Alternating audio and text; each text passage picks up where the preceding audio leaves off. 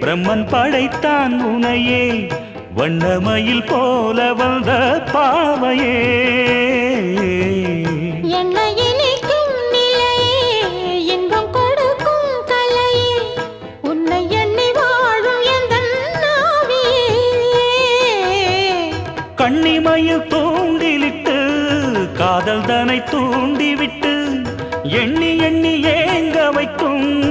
ஏந்திழையே பெண்ணை வாழை ஆதரித்து பேசி தொட்டு காதலித்து